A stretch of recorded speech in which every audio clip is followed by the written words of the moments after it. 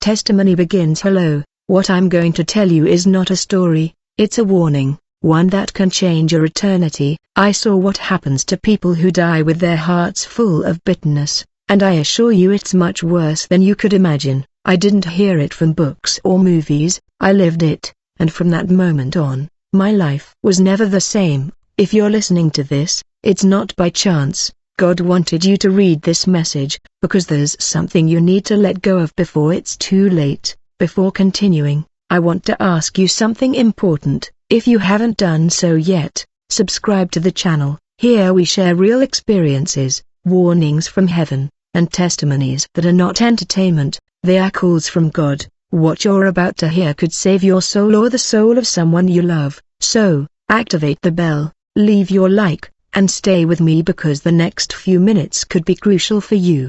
My name is Samuel, and I don't consider myself a spiritual leader. I'm not a pastor, nor a prophet, nor much less someone perfect. I'm like you, someone who is also I struggled with deep wounds, with memories that hurt and with people I swore I'd never forgive, but for years I lived with a hardened heart. I convinced myself I had the right to feel hate. After all, I wasn't the victim. It wasn't me who was betrayed, I wasn't the one who gave everything and received scorn in return. It all started with a betrayal that marked my soul. It wasn't public, no one on social media noticed. I kept smiling, uploading photos with verses, saying everything was fine, but inside me, there was a poison that accumulated every day, a voice that told me to never forgive them, they don't deserve it, and the worst part is that I listened to it. I became an expert at hiding it. No one knew that beneath my smile, what was growing was a silent and dangerous resentment.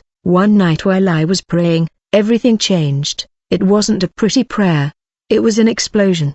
I collapsed on the floor and told God things I didn't even know I was carrying inside. I screamed at him through tears. I can't forgive, I don't want to, they don't deserve it. And at that moment something strange happened.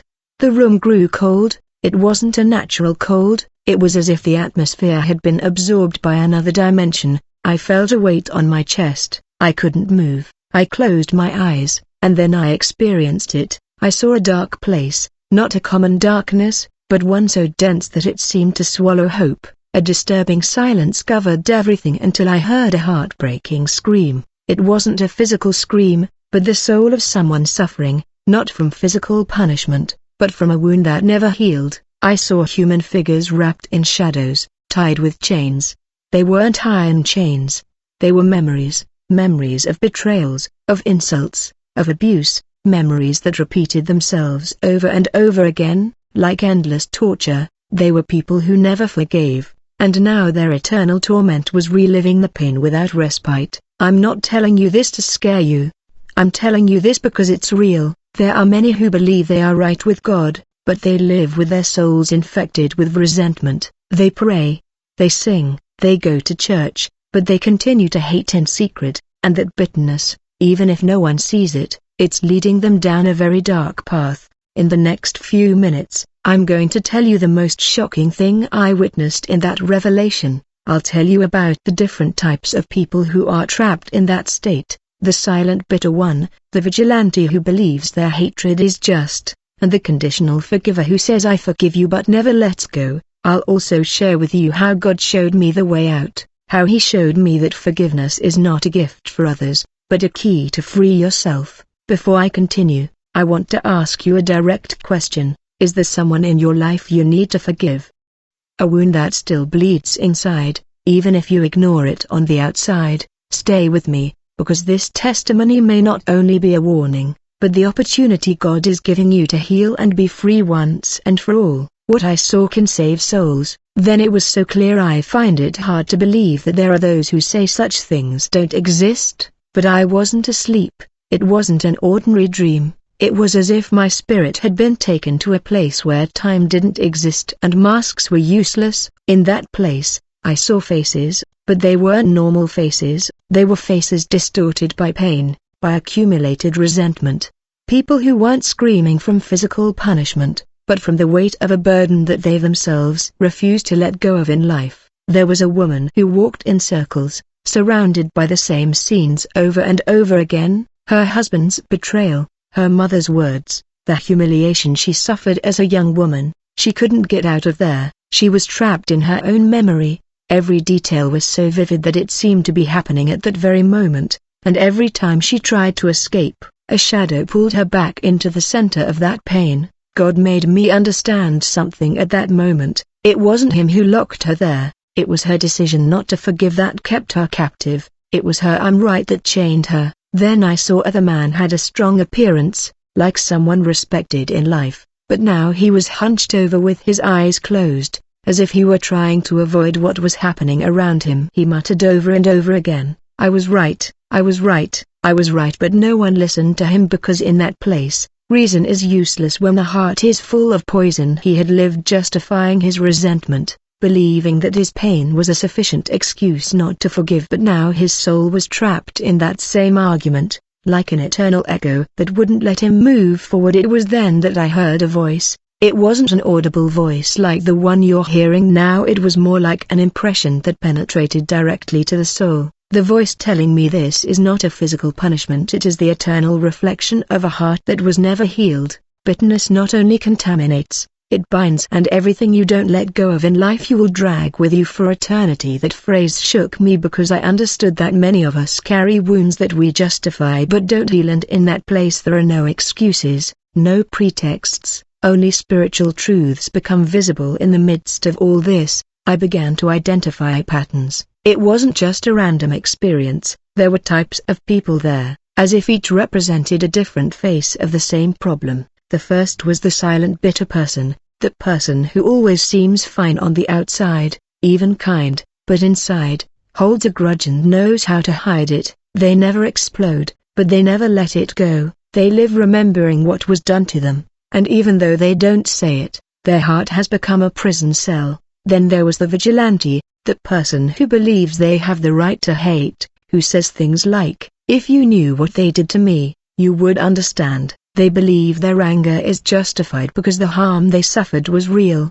and yes, many times the pain is real, but that doesn't mean we should stay trapped in it, because while the other person moves on with their life, you are rotting inside. The third was the conditional forgiver, that person who says, "I forgive you," but keeps the bill in their pocket. At any moment, they bring up the past again, saying they're over it, but in reality, they just hid it. That person is still carrying the burden, the wound, and with each argument, with each new pain, reopens that folder, and what isn't healed becomes infected. As I watched all of this, I began to cry, not for them, but for myself, because I saw parts of myself in each of them. I saw my silence filled with resentment, I saw my sense of justice distorted, I saw my forgiveness filled with conditions, and for the first time, I didn't feel like a victim. I felt responsible because I understood that God wasn't showing me that just so I would see it, but so I would change. Then something unexpected happened. In the midst of so much darkness, a light appeared. It wasn't a physical light, it was a feeling of hope for redemption, and I heard that voice once again saying, "Forgiveness is not for others, forgiveness is the key that frees your soul." It was as if everything inside me began to tremble. At that moment, I understood that all that weight I was carrying, all that poison that was making me sick inside, could be lifted. Today, I want you to think about something. What would happen if you died today with that resentment still inside you? It doesn't matter if you go to church, if you read the Bible, if you serve in a ministry, if your heart is tainted by bitterness, that's what you'll see in eternity. I'm not telling you this to condemn you. I'm telling you this because I was on the brink, and God brought me back with a warning. In the next few minutes, I'm going to tell you how I managed to forgive. It wasn't easy, it wasn't instant, but it was possible, and if I could do it, you can do it too. But before that, I need to invite you. You can share this video with someone you know still holds a grudge. You can write in the comments if you've also struggled with forgiveness. When that light appeared in the midst of all that darkness, my soul reacted as if something inside me was awakening for the first time in a long time. It wasn't a blinding light, nor was it warm like a fire. It was a light that brought truth, and the truth, when it hits you head on, it's not always comfortable. I felt as if my heart was being stripped bare. All my justifications, all my excuses, All my arguments disappeared. The only thing left was a question that echoed inside me: is it worth continuing to carry this? I didn't know how to answer for a moment. I realized something I had never seen clearly before. The resentment had not only affected my soul, it had also affected my body, my relationships, my peace, even my communion with God. I had become someone who seemed fine but lived with a rotten root inside, and in that spiritual place where God took me, I couldn't hide everything. It was exposed. My true state was not what I showed in public, but what manifested when no one else could. I saw myself, and then the hardest process of my life began. Truly forgiving God didn't give me a speech, He didn't read me a verse. He just showed me faces of people who had hurt me, people I had eliminated from my heart like deleting a contact from my cell phone. Some of those wounds were years old, others were recent. But all of them were alive inside me, as if they had just happened. I said I'd gotten over them, but He showed me that no, because when something still hurts, just remembering it means it hasn't healed yet. One by one, those faces began to pass before me. It was as if God was asking me, "And have you forgiven him?" I looked down. I couldn't answer because I knew no, even though I had said with my mouth, "I leave it in God's hands." My heart was still clenched in a fist. I didn't want divine justice. I wanted emotional revenge. I wanted them to feel the same way they made me feel, and that, even though many don't say it, is the root of bitterness. An unconfessed desire for the other to suffer like you suffered. I cried like I did. I hadn't done it for a long time, not out of pain but out of shame, because I understood that while I pointed the finger at those who hurt me as the bad guys, there was something even more serious inside me, spiritual pride, that pride that made me feel superior, a victim, was just, and God didn't speak to me with anger or condemnation. He spoke to me with compassion but firmly. He told me deep in my heart, you can't be free if you don't let go of this. You can't move forward if your soul is still tied to the past. I want to use you, but I first need to heal what consumes you inside. At that moment, I made a decision, not because I felt it, but because I understood it was the right path. And there lies a truth that many don't know how to forgive. It's not a feeling, it's a spiritual decision made out of obedience, not emotions. If you wait to feel like forgiving, you may never do it, because the pain whispers to you constantly, "Don't do it, it doesn't deserve it, don't lower yourself." But the Holy Spirit, if you're willing, tells you otherwise. Do it, free yourself. I'm waiting for you on the other side of forgiveness. So in the middle of that spiritual encounter, I began to forgive one by one out loud. I said their names, and I did it trembling, because it wasn't easy. Some names hurt me more than others, some I didn't even want to say, but with each name something broke, not in them, in me. I felt as if invisible chains had fallen from my chest. I breathed differently, I thought differently, I cried, but it was no longer a cry of rage, it was one of liberation. For the first time I felt I was truly clean inside, and it was in that moment that the voice spoke to me again. This time it was like a promise. Now I can use you, now you are free, now you can move forward. I didn't know what that meant exactly, but I understood that God had not only healed me, but He had prepared me, because when the heart is full of bitterness, it cannot receive the new. It's like trying to fill a broken vessel. No matter how much they pour on you, everything is lost if you are not whole inside. Hello, I want to tell you something that maybe they never told you. Forgiveness doesn't change the past, but it changes your future. It doesn't erase what was done to you. It doesn't automatically make the pain go away, but it allows you to heal, move forward, and stop being a slave to what others did to you.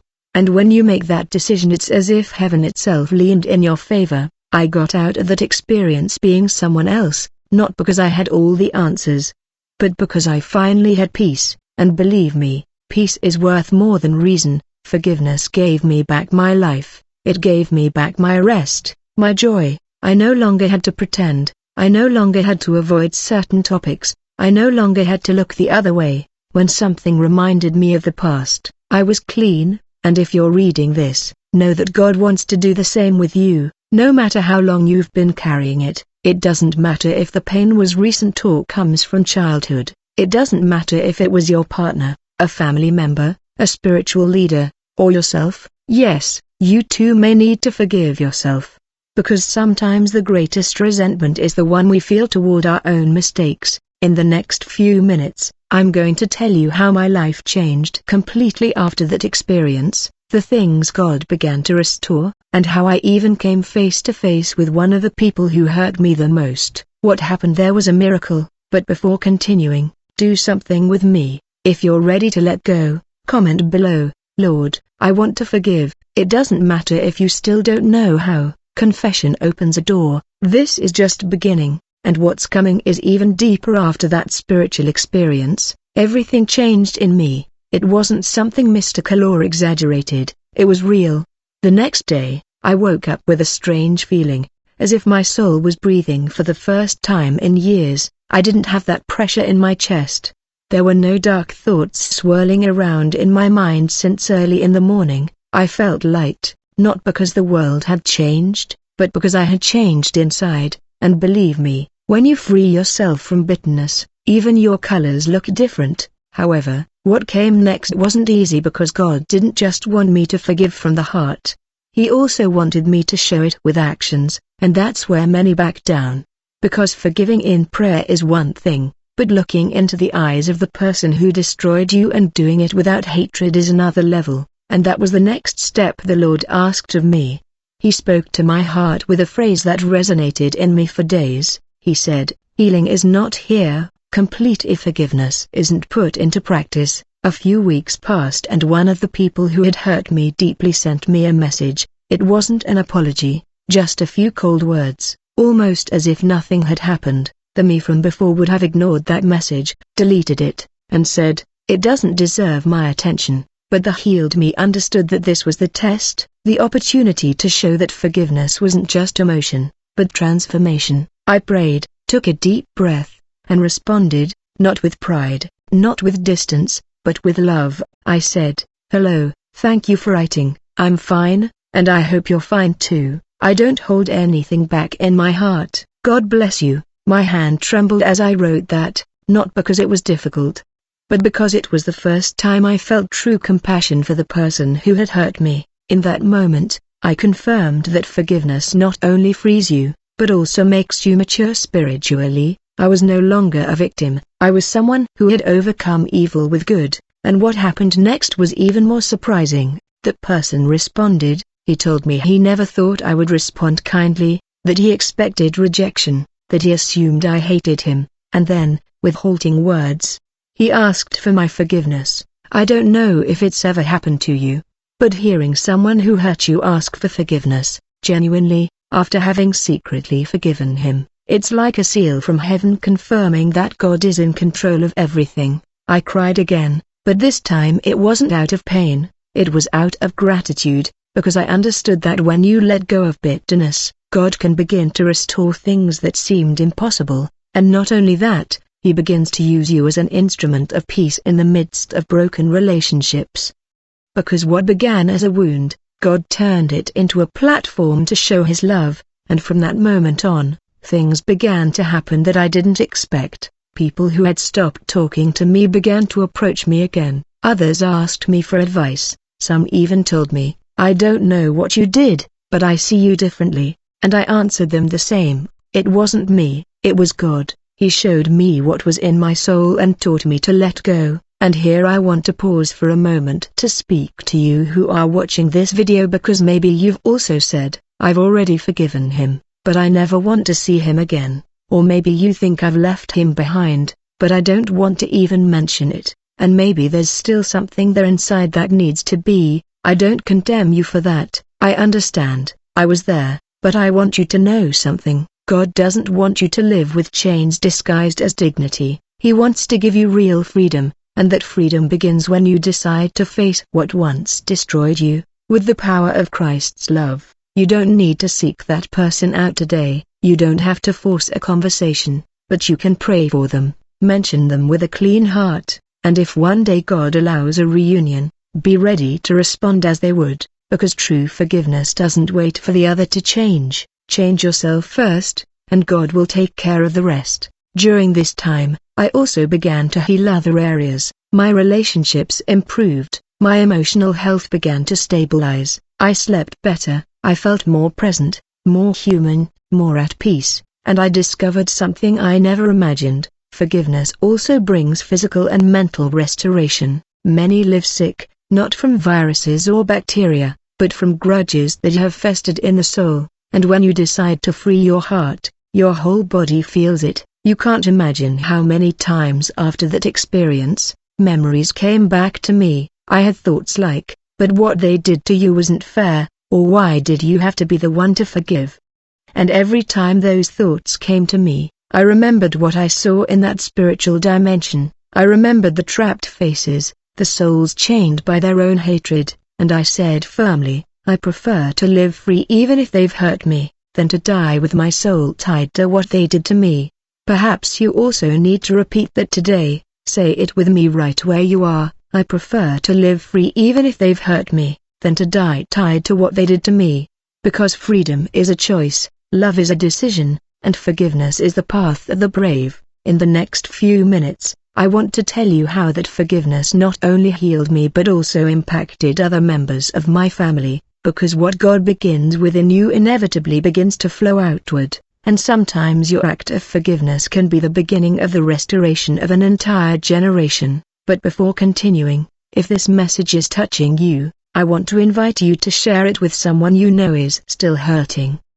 Maybe he doesn't hear you directly, but this video can be the seed. If you haven't joined this community of faith yet, click right now to subscribe. Here we're not talking about empty religion, we're talking about real transformation. And I assure you that what's coming next will never be forgotten. After experiencing this profound inner healing, not only did my heart change, but my family relationships also began to transform in ways I never would have imagined. We often think that forgiveness only affects the one who offers it and the one who receives it directly, but I discovered that it's much more than that. It's a catalyst for restoration for your entire environment. I clearly remember a situation with my brother, with whom I had been estranged for years due to an old conflict that seemed irreparable. During all that time, we had both accumulated resentments, unspoken words, wounds that seemed impossible to heal. But after my experience and my decision to forgive, I felt a strong conviction in my heart to approach him and take the first step toward reconciliation. Although I knew it could be difficult, it wasn't easy. The first conversations were tense, full of awkward silences and shifty glances, but little by little, with patience and humility, we opened spaces to truly talk, to share the pain each of us had carried for years. In those moments, I understood something very important. Forgiveness not only heals the soul, but also opens doors to truth and genuine restoration. One day, after much dialogue, my brother confessed to me that he had also felt a great weight on his heart, a burden he didn't know how to let go, that for a long time, he had lived with the feeling that we would never be the same, that the wounds were too deep. But when he saw me change, when he noticed that I didn't hold a grudge, he began to open his own heart and seek that peace, that he also needed reconciliation. It didn't happen overnight, but it was a process full of blessing. What seemed impossible became a reality because God acted amidst our willingness to forgive and be forgiven. Not only that, but that reconciliation inspired other members of my family to begin healing their own wounds. The bitterness that had separated homes began to disappear, and in its place, a renewed desire for unity and love emerged. Today, I want to tell you something with all sincerity. No matter how broken your family is, no matter how many times you've fallen into resentment or division, God can restore what seems lost. But the key is for someone to take the initiative, someone to have the courage to forgive first, to lower their pride, and to open the door for healing to begin to flow. Sometimes we think we need the other person to change first, to apologize, to acknowledge the damage, but the truth is, forgiveness is an act of faith and obedience that frees your soul. Even if the other person doesn't change immediately, and when you change, God often uses that change to move the hearts of others, in His perfect timing. While my family was healing, I also noticed changes in my personal and spiritual life. My relationship with God grew deeper and more sincere because I was no longer carrying that weight that was holding me back. I began to have clear dreams, to feel direction in decisions that previously seemed confusing, and to experience a peace that surpasses everything, understanding. Perhaps you too are seeing this and feel like you need God to perform a miracle in your family, in your relationships, in your heart. I want to encourage you not to lose hope, not to give up even if it seems impossible, because I witnessed that when you decide to forgive, God begins to write a new story, a story of restoration, love, and miracles. In the next few minutes, I will share with you how this experience led me to face other challenges and how faith sustained me in the midst of trials that seemed greater than me. But before continuing, I invite you, if this message is touching you, to share it with someone who needs to hear that restoration is possible. After God began to restore my family and my heart, there came a time when my faith I was tested in ways I never imagined, because healing the soul doesn't mean that problems disappear, but rather that you learn to face them with new strength or a new perspective. In those difficult moments, I understood that forgiveness and restoration were just the beginning of a deeper path that God wanted me to walk with. One of the greatest challenges was learning to trust God again, not just with words but with concrete actions. Sometimes, when we've been hurt, we put up walls of protection that isolate us and make us doubt even divine love. For a while, I felt like my prayers were falling silent and that the answers weren't coming. Developed testimony, but the experience I had sustained me. It reminded me that I wasn't alone, that God had opened a door for me and that I had to stand firm. In those moments, fear and uncertainty wanted to return. The past seemed to whisper in my ear, "Why do you trust if you've been hurt? Why do you think things will change?" But my spirit remembered the dark place I'd been in and the light that had come to me. I remembered the promise of freedom and healing that God gave me, and little by little, my faith grew, not based on circumstances but on trust in His word. During that process, I began to get more involved in my spiritual community, not to show off or receive recognition, but to share what God had done in me. I wanted others to know that no matter how deep the pain or how many times you'd been hurt, there was always hope, and in doing so, I discovered that many people also carried bitterness, open wounds, and that my words could be a bridge to their healing. Perhaps one of the most difficult things was facing the judgment and incomprehension of some, because not everyone understands that forgiveness is a brave and painful act. Some told me I was weak. Others told me I was forgetting justice. But I learned that true strength is not in holding a grudge, but in letting go and moving forward. At that moment, I understood that my testimony was not only to heal my soul, but to bring light to those in darkness. The more I walked in that truth, the more I saw how God used my story to bless lives. The words that were once mine, full of bitterness and pain, became messages of hope and liberation, because God transforms pain into purpose when we give Him control, and that transformation was what allowed me to overcome trials far greater than any past hurt. If you are going through difficult times, if you feel bitterness is consuming you, or that life has hit you too hard, I want to tell you something with all my heart. You are not alone. God is with you, waiting for you to open the door to your heart. No matter how dark the path seems, there is always a light that guides you, and that light is forgiveness, healing, and the love that only He can give. In the next few minutes, I'm going to tell you about one of the toughest trials I faced after that transformation and how my faith sustained me when all seemed lost. But before continuing, if this message is touching you, don't forget to share it with someone who needs hope today. Here we celebrate transformed lives and the grace that heals. After everything that God had done in my life, a test came that shook my faith and put everything I had learned about forgiveness and inner healing at risk. Because no matter how much we forgive or how much we grow, life can present us with situations that challenge us to the limit, and that test came when I least expected it. It was a deep family crisis, an unexpected accident involving a loved one that put not only their life at risk but also the emotional stability of the entire family. I remember feeling like the ground was opening up beneath my feet. Anguish, fear, and uncertainty invaded me like a fierce storm. But this time I couldn't allow myself to fall into the same dark place I'd been before. I had to hold on to what God had already planted in my heart. In the midst of that situation, the temptation of bitterness reappeared. Thoughts like, why me? What now? Why does God allow this after everything I did?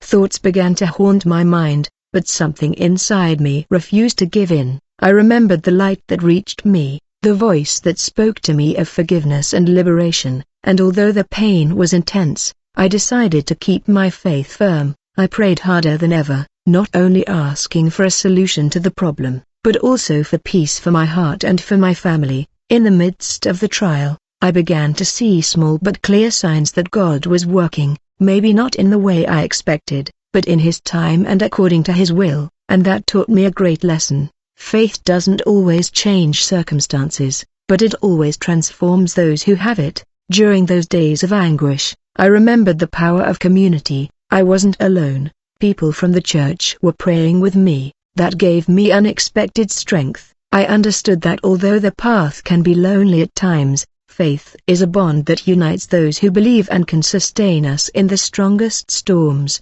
Finally, thank God, the situation stabilized. Not everything was as it should be, I imagined, but the peace I felt was indescribable, not because everything was perfect but because my soul had been transformed to face adversity without falling into bitterness or resentment. It was a living testimony that God's grace is sufficient to sustain us, even when the world seems to be falling apart. I want you to know that you too can overcome your trials, no matter how difficult they are. God is with you, and the forgiveness you gave or are willing to give is the solid foundation upon which you will build your victory, because when you decide to forgive, you open the door to peace that no one else can give. If this testimony is touching your heart, I invite you to share it with someone who is going through a similar difficulty. Even if you are not yet part of this community, subscribe to 777 Testimony. Here you will find true stories that inspire and transform. And in the next few minutes, I want to share with you how, after that trial,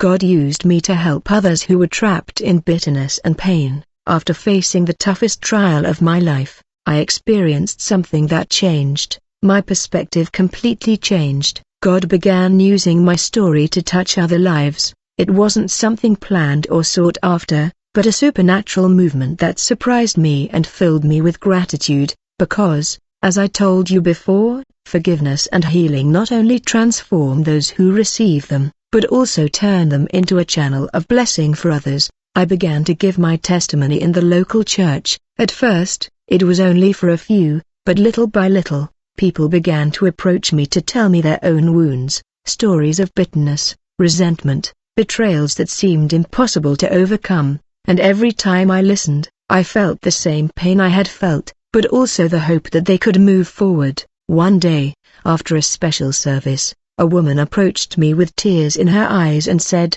"I have lived with resentment toward my husband for years, and that has destroyed our family, but listening to you has given me the strength to try to forgive. I don't know how to do it yet, but I want to try." At that moment, I felt that God was sending me a calling, not only to heal my soul, but to help others free themselves. Since then, I began to pray for those who had touched me. They asked for help. I had no titles or positions in the church, just a heart willing to serve, and God used that to perform miracles. I saw couples reconcile, families restore, and people find peace in the midst of chaos. That's when I realized that there